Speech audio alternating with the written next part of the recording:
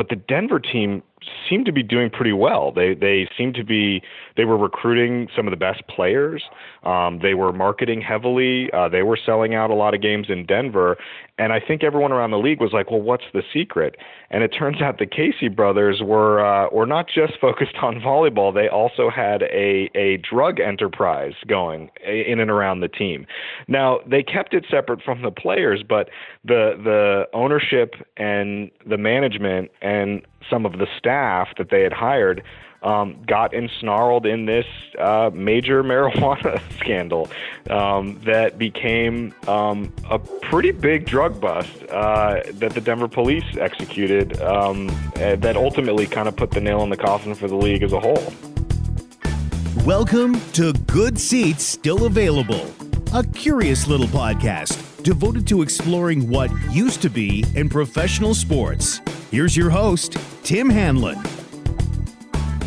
Greetings and salutations, everybody. This is indeed Tim Hanlon. How are you? Thanks for joining me here on Good Seats Still Available, that curious podcast that is devoted to what used to be in professional sports. Today, we have gone way downstairs into the basement. We've taken our flashlight and we've discovered a box that we didn't even know was there in the corner.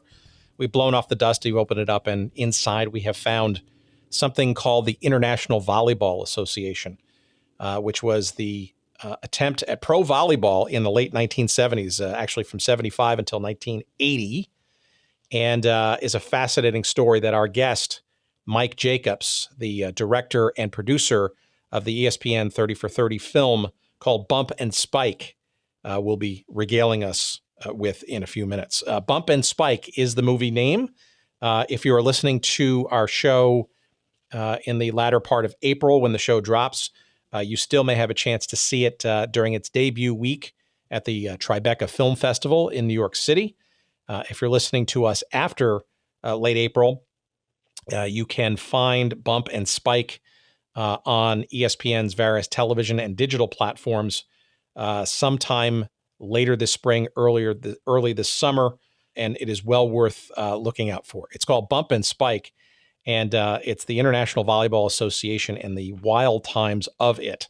I don't want to sort of give it away, but this is a league that was created by a bunch of Hollywood moguls on the bet that, along with other sports and leagues that were sort of flourishing or at the time in the 70s, that professional volleyball might actually have a shot at the American sports fan experience. And, some very famous people part of this. Barry Diller, Mr. ABC and Paramount, and then later on Fox, was part of the ownership group. You had David Wolper, who was the producer of things like Roots, and the Thornbirds, Willy Wonka and the Chocolate Factory. I mean, and just legacy television production from him as part of the mix. You had Berry Gordy, the founder and the CEO of Motown Records, as part of this mixture as well. And just a star-studded array of major A-League Hollywood talent behind the founding of this league. And the story behind that and its floundering, frankly, really relatively quickly. Wilt Chamberlain is part of this story, obviously known for his basketball prowess, but was a very fine volleyball player and enthusiast in his day as well. Just so many interesting stories to unwrap in this, and I'm not going to waste any more time in setting this up. Here is our conversation with documentarian Mike Jacobs about Bump and Spike coming to ESPN, and here's our conversation.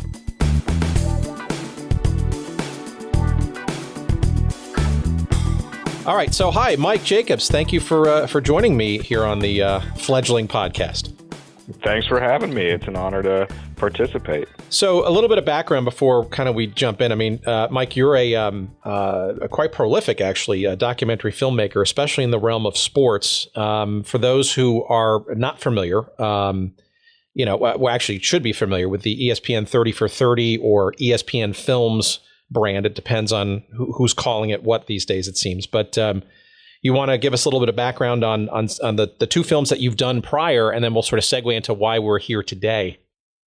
Sure, yeah. Well, again, thanks for having me. And the first film I made with ESPN was taking a look back at the history of the first high five in professional sports. which is just kind of an odd thing to even think about, that there was a first high five in professional sports. So it's an origin story of, the infamous handshake that now, is ubiquitous. But it was kind of a unique story just because of one of the originators was a baseball player.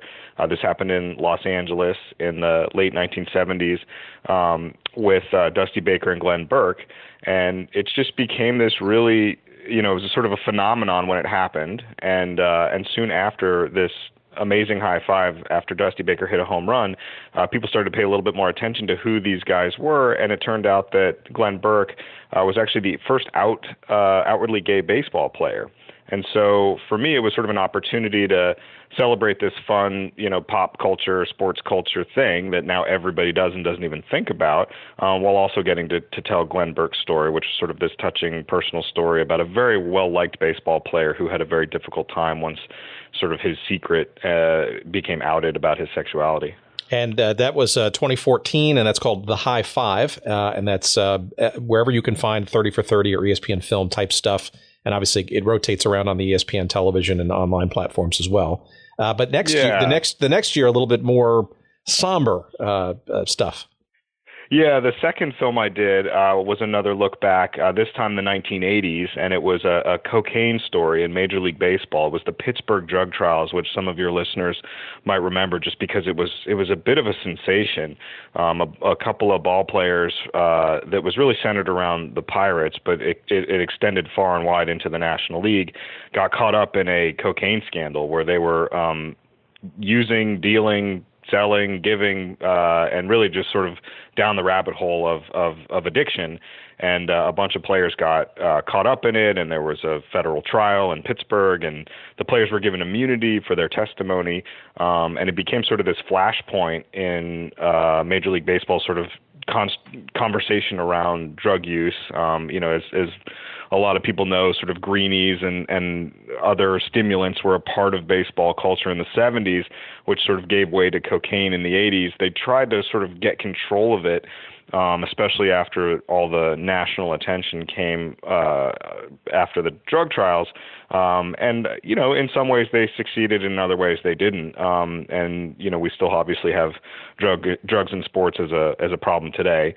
But it was another one of these opportunities for me to sort of look back in history and mine the ESPN archives for interesting footage and interesting stories, and get some players to sit down and talk on camera. So that was a unique project, but yes, a little bit more somber. But still a tremendous sort of experience and background in, I guess, anything else you want to do with ESPN films and 30 for 30. A good track record. So walk us through how you got to this thing called the International Volleyball Association. Well, I think for me, I love sports, and I love sports stories, and especially the sort of lesser known stories. The high five is a great example of just sort of something that I don't think a whole lot of people know about. I had certainly never heard of it. And the International Volleyball Association is another one. I had never heard of the International Volleyball Association. I have little flints of memory of there being some kind of Denver Comets thing where I grew up in Colorado, but it wasn't a part of, any consistent memory or things that my parents talked about or took us to. So, out of sight, out of mind. But as I started making these ESPN 30 for 30s, I wanted to find another story that, was interesting, funny, forgotten, dustbin, that would have a rich trove of archival material. And I came across the International Volleyball Association, and I was just floored because I just couldn't believe that there was this professional co-ed league and that there were all these Hollywood, movie moguls and Motown people, and then Wilt Chamberlain. And it took me a while I'm still wrapping my head around it just because the league became so disparate and had so many different parts and pieces to it and different players. And it was just a really fun look back at unique sports culture from the 1970s into the early 1980s. The league really only lasted 5 years. So we're talking 75 to 80. It was a short run. Well, you have stumbled across a fellow party who is interested in forgotten things and leagues and teams and whatnot, and maybe some conversations in the months and years to come perhaps could generate some further topics. But let's tell our audience that the movie is called. That sounds like your marketing department is. Well, there we go. There we go. Hang on a quick second. No problem. All right. Hopefully, we're going to edit this so there's not barking dogs all over the podcast. Clearly, the public relations team at Team Jacobs not happy with how the interview is going so far. Exactly. No subtle signs there. But the movie we're referencing is called Bump and Spike. It is debuting at the Tribeca Film Festival. Congratulations on that world debut later this month in April. I think this episode is going to drop sometime around that time. But if you've missed it by then, you'll probably be listening to this episode prior to its debut somewhere along the ESPN platforms, digital and television and the like. I'm told by your PR people that sometime later this spring or early summer. But it's called Bump and Spike. And maybe you can describe for the audience, and I've seen it twice now. It's so well done, so well edited, and so well shot. Can you describe, without giving everything away, a bit of what sort of it's about, not just the IVA, but sort of maybe some thematics as to sort of how you approached telling the story of this forgotten league? Sure, yeah. With a project like this, it starts with trying to figure out, what the narrative is going to be. And in this case, we found that through our research and through the players that were a part of the league and through, the relevant archival material that we were going to get our hands on, that we were really just going to follow the league from start to finish and not try to focus on any one event and just try to cover it broadly. Just because, like I said before, there were so many parts and pieces to this thing, just between the owners to the players to the different teams in different cities to the successes and failures. So the goal was to try to find a couple of really strong voices that were going to be our narrators, a couple of spokespersons. And so we researched a number of the top players and some of the organizational leadership around the league. And they were, of course, really thrilled at the opportunity to share their story because, like you and I know, this is not a very known, even if you're an aficionado of old YouTube videos of some of these, funky leagues and nascent franchises from the 70s and 80s, this is one that still slips under the radar, even with the profile of Wilt Chamberlain. So when we reached out to a couple of these players, they pounced at the opportunity to share their story because they look back at this time very fondly because this was the first time anyone ever tried to do professional volleyball in the United States and do it earnestly, even though, as we find out in the film, it became a very difficult task to pull this off. A lot of these players and former owners and organizers,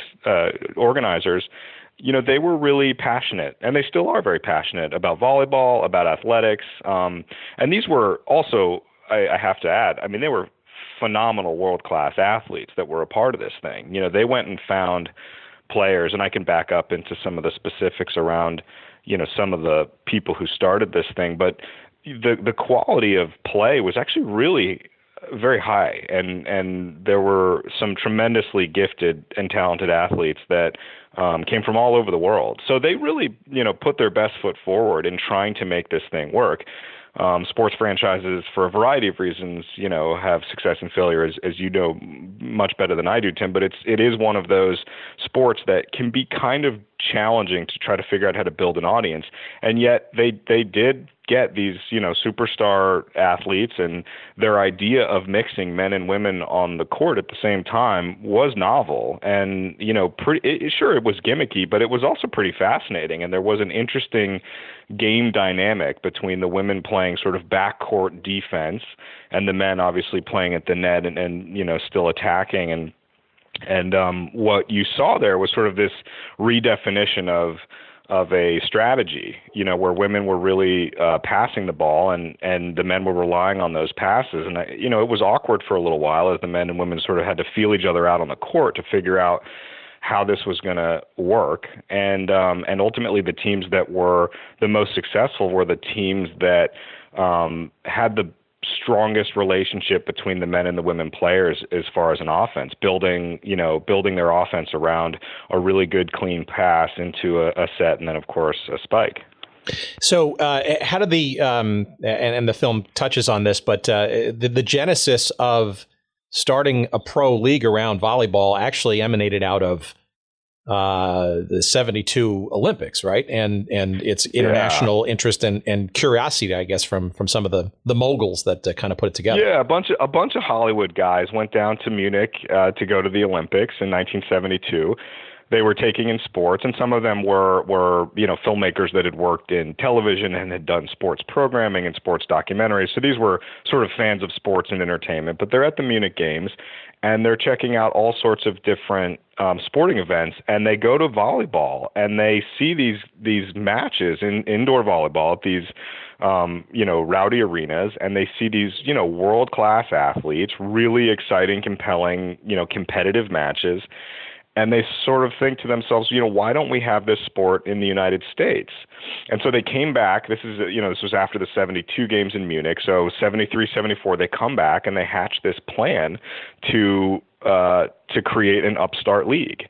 And they were going to get a bunch of, players that they had seen at the Olympics and some of their other, teammates, and try to build different franchises in different cities. They did this along the West Coast, and they did a couple of franchises in cities like, Los Angeles and San Diego, and then smaller market cities in places like Tucson and Denver, because their hopes were they could, try to make a splash in the bigger cities that were sort of volleyball friendly, that were, culture fits, and then also do this in places where there wasn't another professional sports franchise to compete with. And so then they added in the Hollywood thing by trying to create a unique product and put a product on the court that was a mix of men and women, and then use their, Hollywood star wattage and some of their Motown star wattage to, get press, try to raise the profile of people at the court, coming down to the matches. A lot of the Motown people came down to the matches in San Diego and Los Angeles.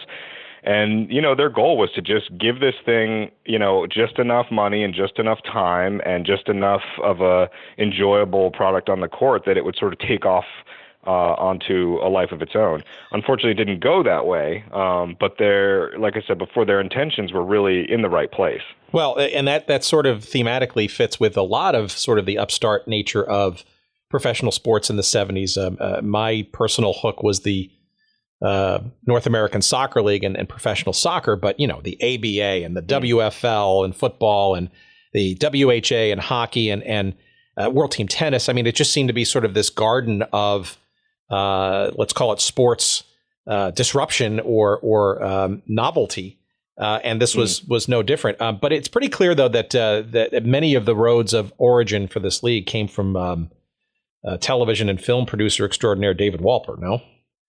Yeah, it all sort of started with him. This is David Wolper, who is an extremely respected producer. I mean, he had done a documentary on the Olympics that I think he had won an Oscar for. I might have that wrong. He maybe won an Oscar for a different project, but he had done a documentary on the Olympics. This was the producer of, Willy Wonka and the Chocolate Factory. This is someone who was extremely successful in Hollywood.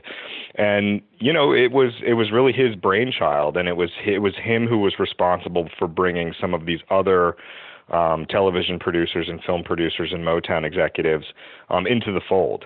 And I think he was a passionate fan of sports. He was a passionate fan of volleyball, and it all kind of started, with him, and then who and how he was going to convince all these other executives to join him on this journey, I think was a bit of a challenge, but it was David who was sort of leading the charge. Well, it's you have a couple of photos of some of the folks in there, and I'm wondering if of those who are still with us, if you approached any of them, but you have people like Donald Regan, who was, part of the ABA for the sort of founding, was the Treasury Secretary under the Reagan and the Reagan administration. Barry Diller, who at the time was Paramount Pictures and ABC, and of course Barry Gordy, right? The founder and CEO of Motown. How does a collective like that of Hollywood production and ownership talent sort of come together? Is this sort of the magic of David saying, "Come with me"? No, I'm sorry. Go ahead. No, good, please. No, I think it was David. I think, he had such a strong track record in film and television, and because he had done some sports programs, that he sort of had the credibility in the sports world and in the entertainment world. And so, those names that you just mentioned, he was already social with those guys. Some of those guys were at the Olympics with him in 72. Those guys are guys that, were already in the midst of extremely successful careers and went on to really successful careers. And so I think that they had some money that he knew that they would be willing to sort of put up and commit to this. You mentioned Barry Gordy. The fact that Barry was, a part of this league is just so interesting. Just because, he came from more of the Motown side of things and not necessarily the Hollywood television side of things, but he wanted to get into the movies, and he was friends with David Wolper, and so David convinced Barry to own one of the franchises, the San Diego franchise, and put some money into it because he made some introductions on behalf of Barry in Hollywood and got Diana Ross into the movies and got her into film and television projects. And so, I think it was just this sort of circle of friends and this, circle of colleagues that David was able to sort of convince. He did have to make probably some introductions that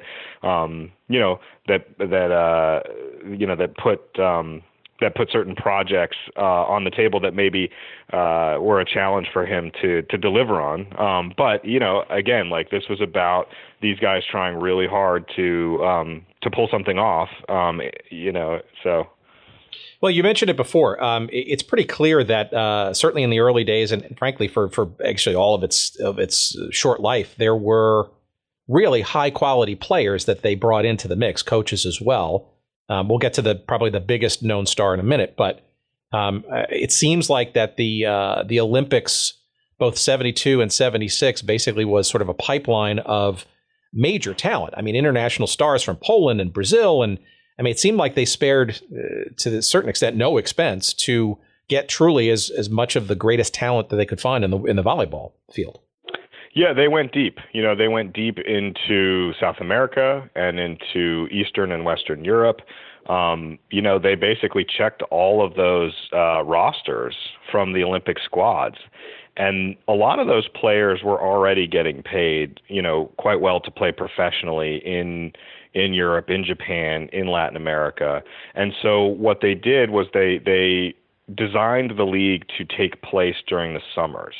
And as a result, they were able to recruit some of these players who had an off season from their, primary club team or their primary paycheck, and come and play in the United States in the IVA during their what would have in years prior been their off season. And so, they had like world class, players like Stan Gosiniak, who sort of redefined, offense on the court and kind of was the guy who is responsible for creating a new style of offense that you see in volleyball today, which was really that everything runs through the setter, and the setter sort of commands the offense by calling a set of plays, 2 or 3 steps ahead of time, by signaling to his players, and then places passes in very specific places where other players are jumping ahead of that pass, and the timing becomes really intricate. And he was sort of known as sort of this Peyton Manning style of mind. So they got players like Stan Gosiniak. They got some of the best players in the USA at the time, guys like John Stanley, Rudy Suara, players that were really respected, nationally and internationally. And again, that was about them coming out and saying, okay, we're going to do this right. Like we know entertainment, we know television, and David Wolper knows sports, but we want to make sure that we have credibility coming out of the gate. And the same thing for the women players. They went and found women players from national teams from Japan, Peru, and then here in the United States, they had players like Linda Fernandez, who was arguably at the time in the late 70s into the early 80s, considered one of the greatest all-around female athletes in sports. She had won an ABC Superstars competition. She was like a world-class Olympic high jumper.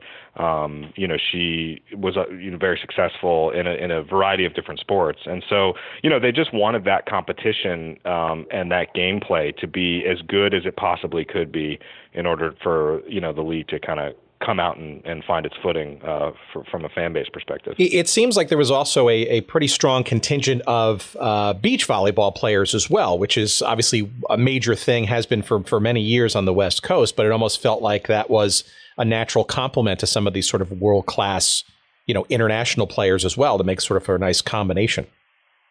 Yeah, the beach game, a lot of these guys, they played year-round, right? So, and they played on the beach, and they played indoor on the court. They for them, volleyball was a lifestyle and full-time, and especially in Southern California, as volleyball was, starting to become popular in the United States, you could go out to the beaches in Santa Monica and down all the way down the coast into San Diego, and you would see sort of world-class beach volleyball going on.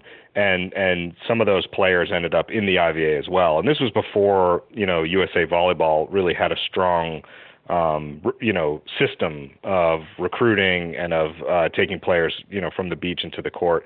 But again, they knew that if they wanted to fill these teams out competitively and feature American players that they could build off of, they were going to have to look to the beach as well. All right, so let me ask you maybe perhaps the first penetrating question of the day. You'd think, right, with a star-studded ownership group and visionary folk in the realms of television and filmed entertainment and just the entertainment industry overall, that they would have thought or figured out that television was crucial, or at least important, to spreading the word about this league and getting it publicity and attention. I think they can be rightly criticized for that. Yeah, they had a real challenge figuring out how to partner with a broadcaster. And, unfortunately, David Wolper has since passed, and guys like, Barry Diller didn't return our phone calls when we requested to interview them. Barry Gordy as well. His people never got back to us. I think this is maybe not something on their records that they wanted to make a huge part of their history. But anyways, yeah, they struggled. They struggled to figure out how to get this on television. I think in the end they got a couple of minutes once a week on Wild World of Sports. They were able to get, one or two players on Johnny Carson. But generally speaking, they never really had, and also lest we not forget that cable television and sports television was so different from what it is today. We're so used to now, ESPN having 4 or 5 channels, the tennis channel, the NFL network, Major League Baseball. All these different, very specific sports programming, niche programming, obviously the internet.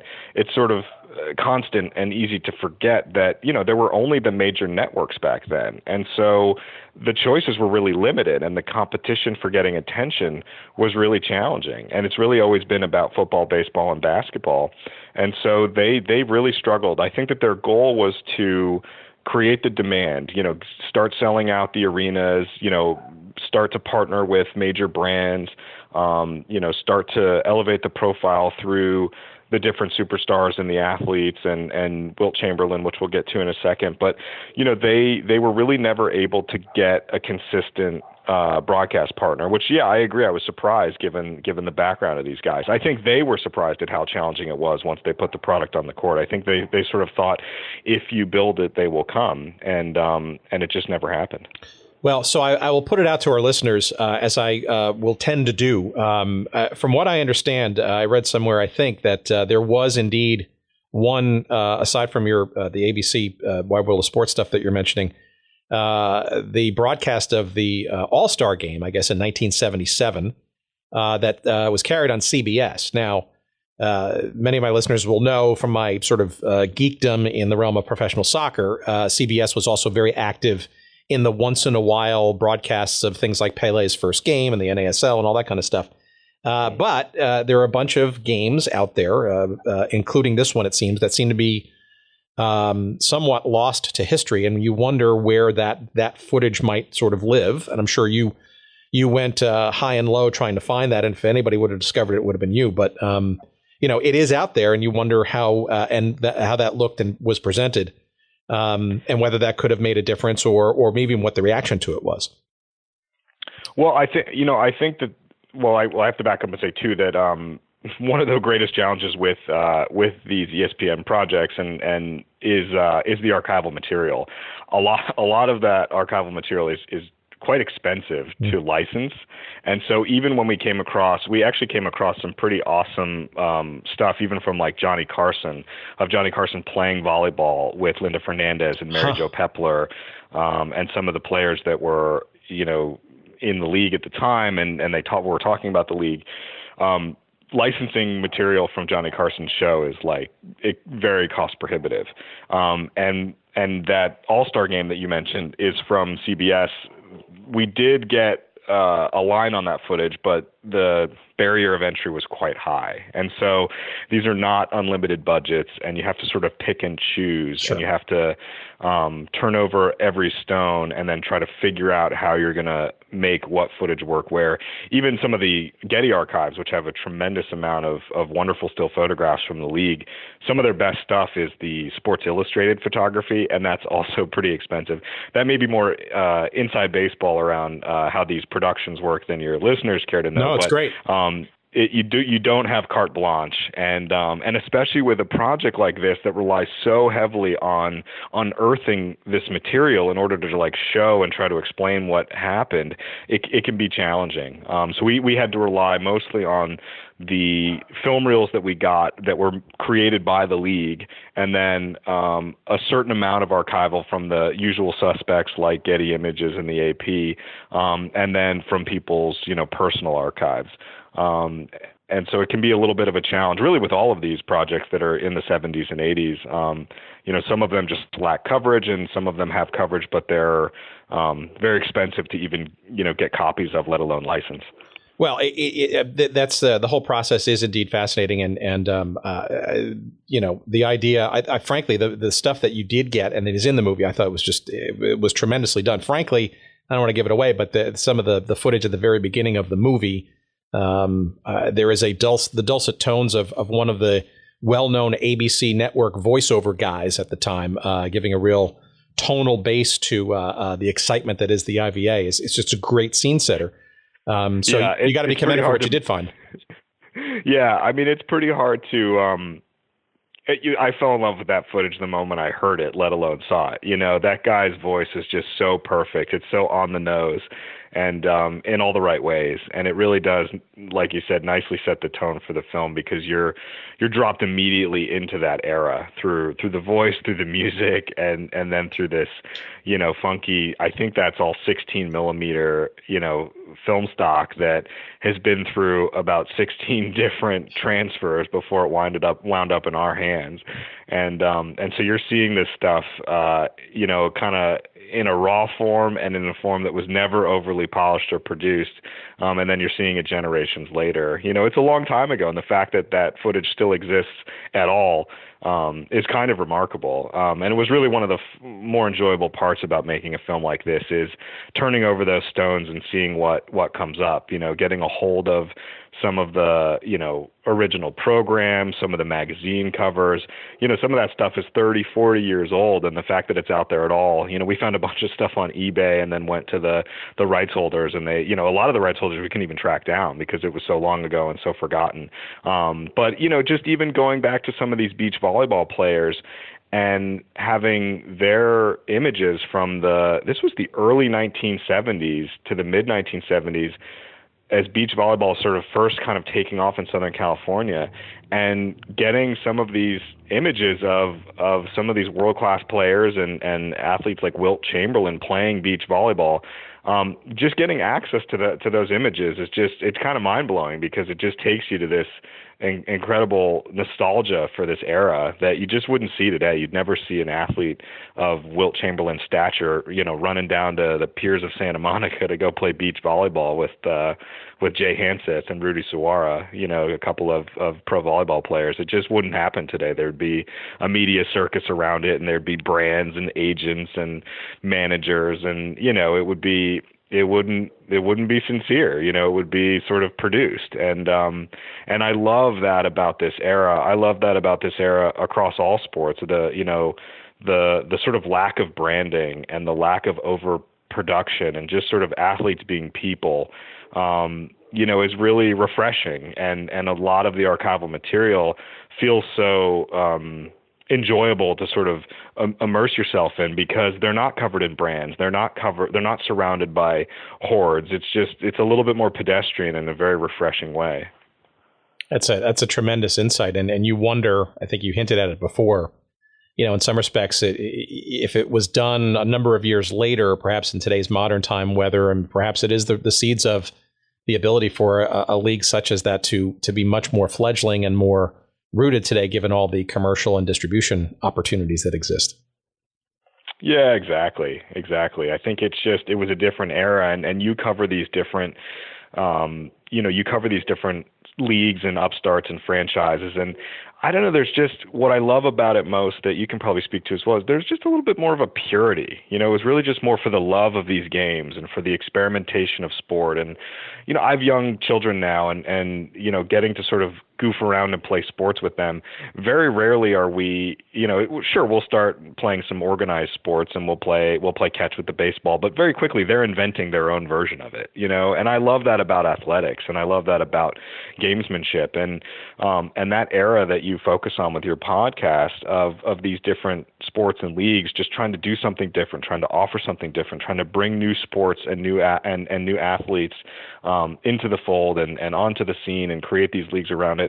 It's so much harder to do now. I miss that, about that era. And I think it is just there's a little bit of nostalgia there, sure, but I think there was just a purity and a purity of gameplay, a purity of sportsmanship, a purity of competition that, in this age of, over commercialized and over branded sports, something gets lost for sure. I still love sports and watch sports, but I do sort of pine for a different era of, and look, I was a kid in the 80s, so it's not like I was watching a ton of professional sports.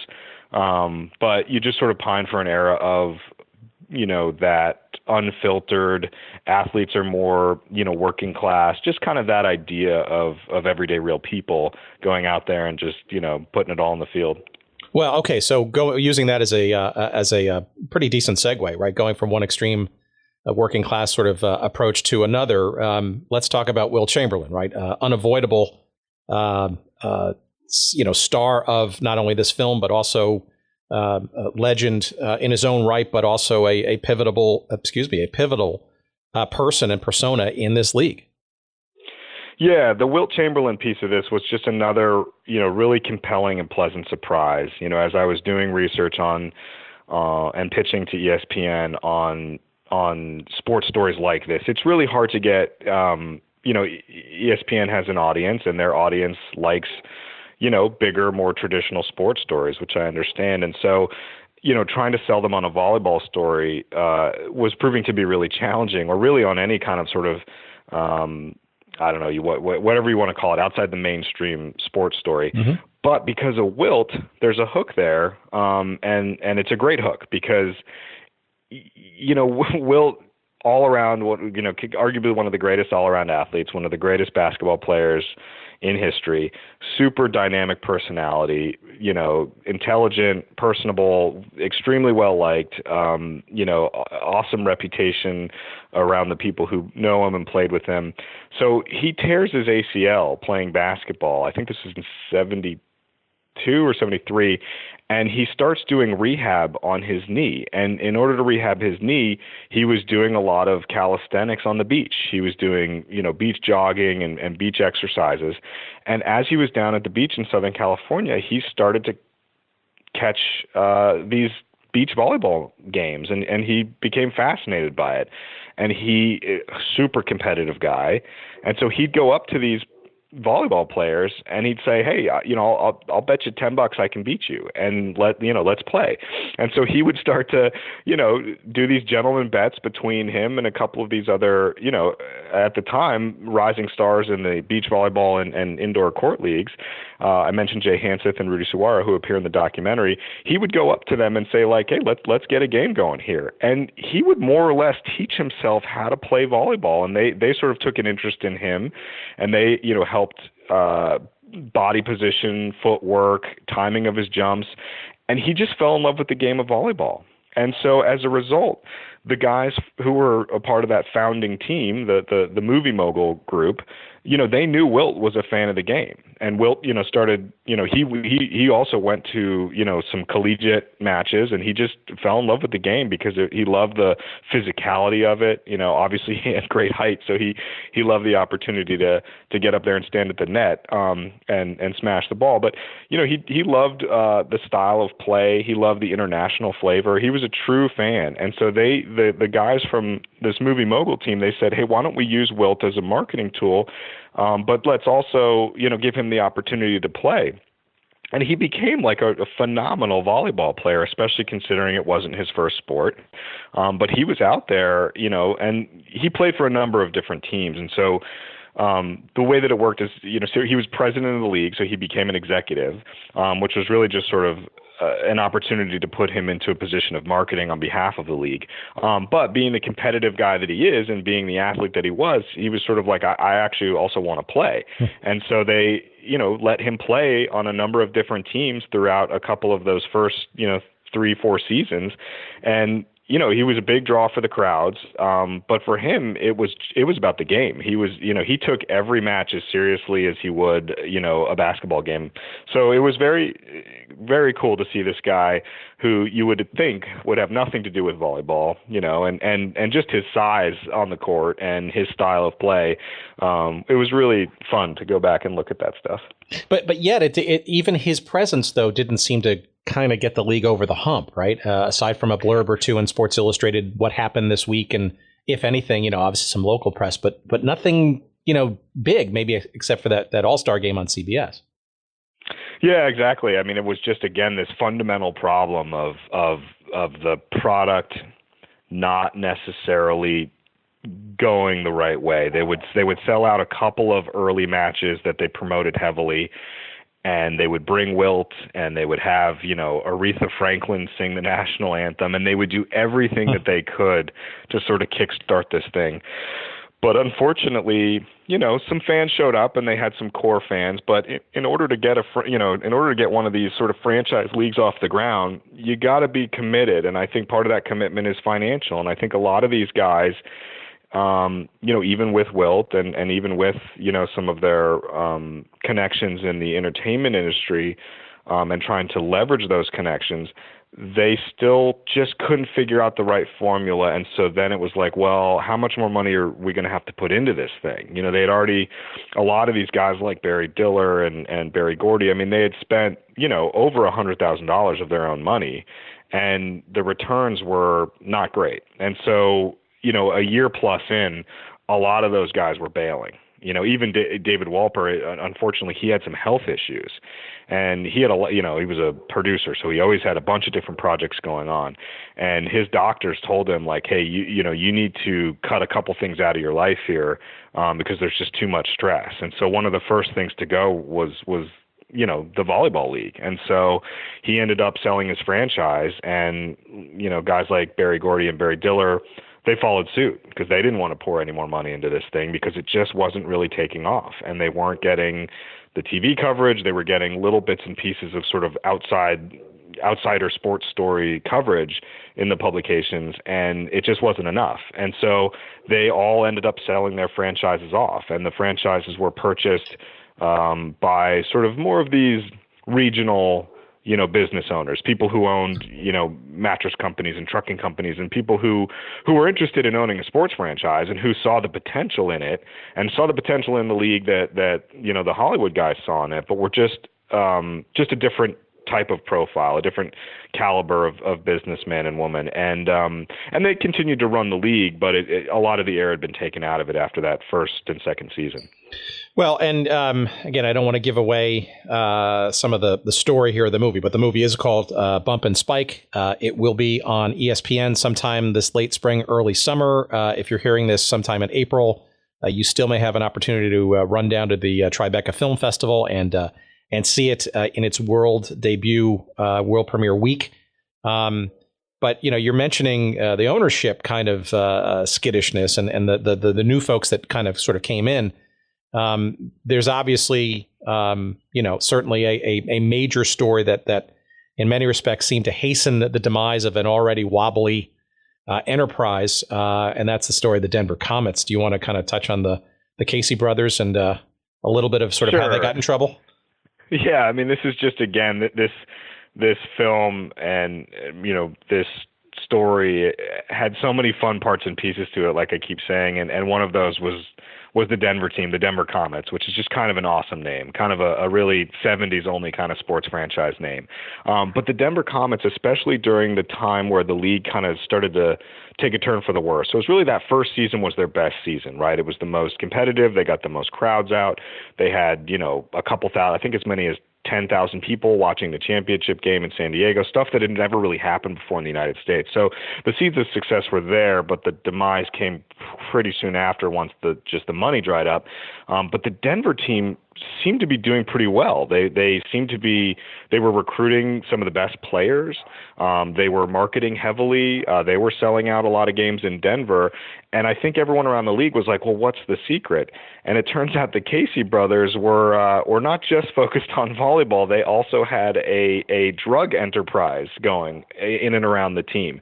Now, they kept it separate from the players, but the ownership and the management and some of the staff that they had hired got ensnarled in this major marijuana scandal that became a pretty big drug bust that the Denver police executed that ultimately kind of put the nail in the coffin for the league as a whole.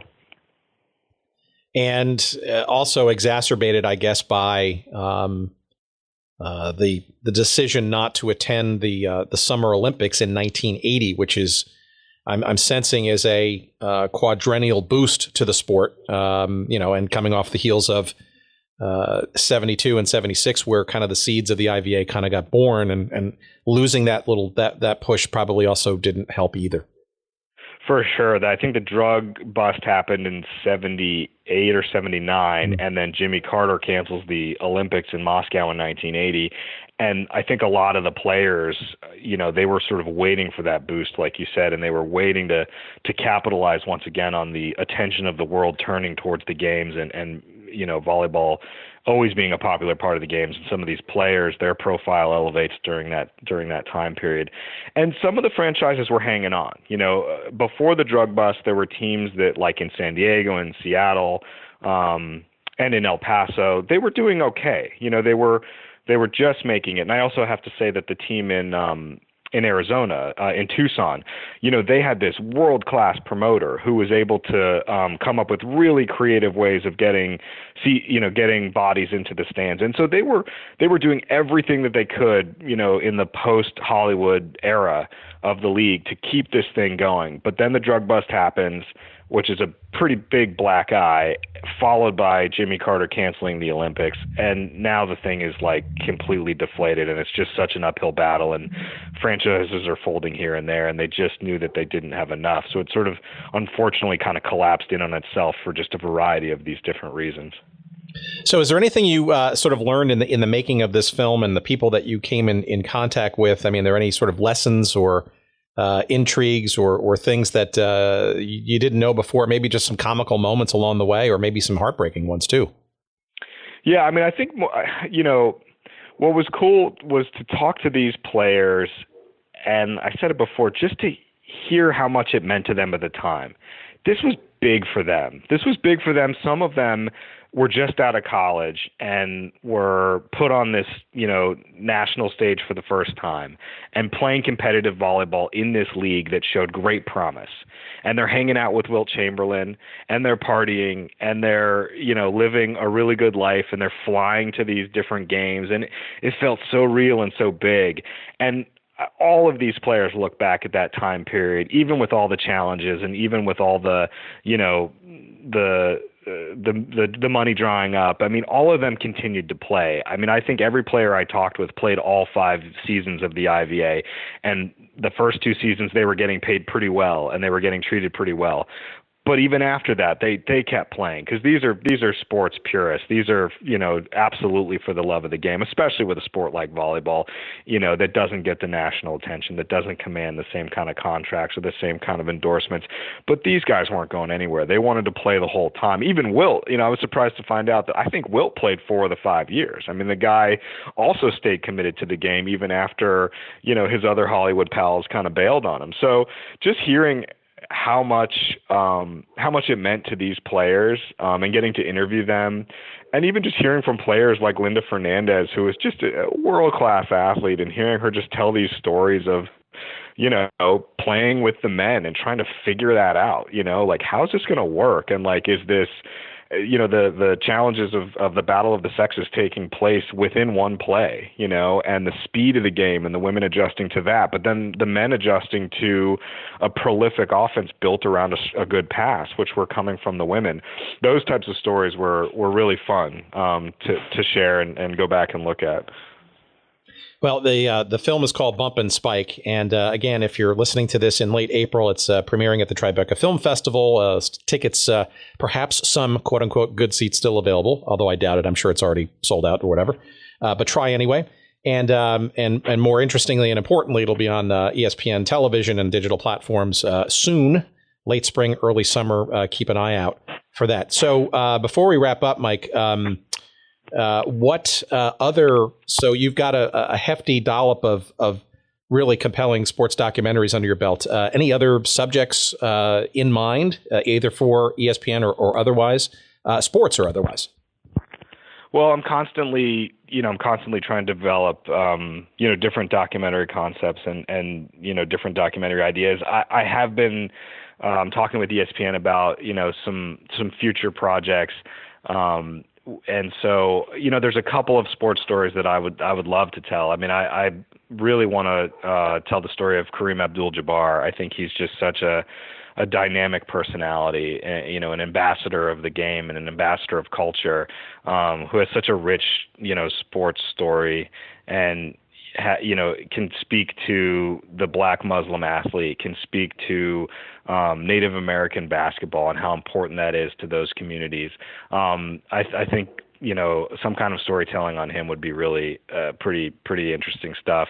And then otherwise, I'm constantly developing different types of documentaries at different times. So I've been heavily researching and developing some virtual reality projects. And then I've also been researching the John Walker Lynn story, The American Taliban, which is not a sports story, but a story from late 90s, early 2000, at the beginning of the quote-unquote war on terror, and this American kid who got caught up in it at the wrong place at the wrong time. So, just trying to keep a bunch of irons in the fire. Making documentaries is a challenging lifestyle. These projects take a long time to figure out, and they are, sometimes hard to fund and sometimes hard to make. But it is an enjoyable process. And a film like Bump and Spike was, the other thing I should mention that I think is kind of a cool best kept secret about the way we made the film is that instead of flying all these athletes to a soundstage, or instead of going to these athletes, which would have been cost prohibitive because these guys are spread out all over the country, we brought them all to a film set in the desert of Southern California that is an old motel film set. So you drive out to Palmdale, which is an hour plus outside of Los Angeles, and there's this old 1970s looking film set that was built there, and there are all these different motel rooms and different motifs. And so we placed the athletes in the different rooms in and around this motel in order to create a look and feel much like these players lived at the time, which was on the road, going from city to city, living in these different hotel motels. From the 70s. And it was awesome because I think it put the players in the mindset of, the world that we were asking them to reflect on. And I knew I really wanted to make this a culture and a tone piece as much as a biographical piece of storytelling. I wanted that feel of the 70s to be a part of the filmmaking. And I'm really proud of the look that we were able to create in those interviews and in these different motel rooms. It's just kind of funny that these are all shot inside this kind of funky film set out in the desert, with different rooms being the different background for each player. No, I agree. I think it plays out so well on the screen, and maybe too, you noticed this, probably some of it is lighting and how you shot, but it seems like most of the players, if not all of them, seem to have aged quite well and preserved themselves quite well. I wonder if volleyball is sort of some kind of a magic elixir of youth. I felt the exact same way. I couldn't believe it. I was like, I got to start playing volleyball because these guys look great, and my cinematographer Michael Giolakis is an extremely talented and creative artist, and he did wonderful work lighting and creating these interview frames that are pretty spectacular to look at, and he did a wonderful job, and yeah, these players just kind of shine, and I think they shine because they've lived very healthy lifestyles, and they shine because they got to tell a part of their history that I don't think a lot of people know about, that I'm excited for them to get to share with the world. I think the players and the sort of community around the league, I hope they like the film, but I think it's long since overdue that their story and this part of sports history gets an opportunity to be told. Well, Mike Jacobs, you will, whether you like it or not, always be a friend of the show. And if any other topics in and around the world of teams and leagues and the various stories behind them come across your desk or intrigue you, perhaps we'll maybe spur some interest for your further efforts, or vice versa, if we can help promote or explore those other issues. That's kind of what we're doing here on this show. Don't ask me why, but we're just doing it. And I love it, man. I love it. I need to take some time and dive into your podcast and do some research. It sounds like you guys are mining some really great stories from history, and I mean, that's a great place to start. Really, for any documentary filmmaker, that's what we do, right? We mine these stories and try to figure out ways to tell them. And so, you guys do a lot of heavy lifting in the sort of dustbin of sports culture from an era that, I think deserves a lot of attention and can command a lot of attention just because of what we said before about that kind of unfiltered purity, lack of brands, sports for the sake of sports. So I will certainly spend some time doing some research and development in your world. Oh, you're kind. I thank you for the opportunity to be on the podcast. Sorry about the barking dogs. It's Saturday morning here. It's okay. Maybe they're excited too. But I wish you nothing but luck on the premiere. Enjoy the red carpet, all that kind of fun stuff.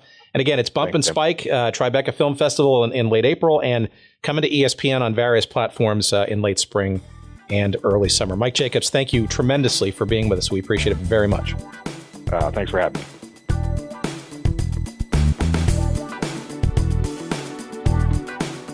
All right, there you have it. There's our chat with Mike Jacobs. And again, the movie is called Bump and Spike.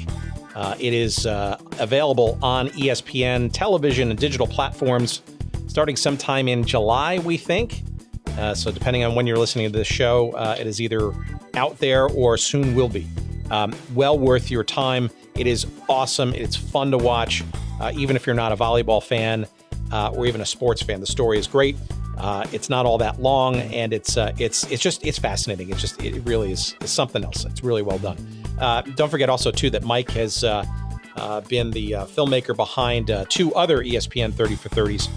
One called The High Five in 2014, sort of the origins of that sort of hand slap that is part of pro sports these days, back in the 77 LA Dodgers between Dusty Baker and Glenn Burke, and the story that sort of emanated out of that sort of simple hand gesture. And then in 2015, Mike also did the short, actually not short, it's about half an hour long, called The Pittsburgh Drug Trials, which recounts sort of the aftermath of the 1979 baseball champion Pittsburgh Pirates and the major drug/cocaine scandal that sort of came out of that that team and that story as well. And that also is a 30 for 30 well worth looking for. But definitely look for Bump and Spike. It's a gas, as the kids would say, and it's fascinating. And I can't thank Mike enough for the chat about something definitely from the dustiest of dusty bins in forgotten sports history. Last thing, of course, is please go to our website for all of our stuff. That's goodseatsstillavailable.com. Watch your spelling. Social media at Good Seats Still is where you'll find us on Twitter. On Instagram, you'll find us at Good Seats Still Available. You'll find us on Facebook. And again, on the website, you can send us email and interact with us that way. Thank you. We love hearing from our listeners, and we appreciate your listenership. Take care. We'll see you soon. Take care, everybody.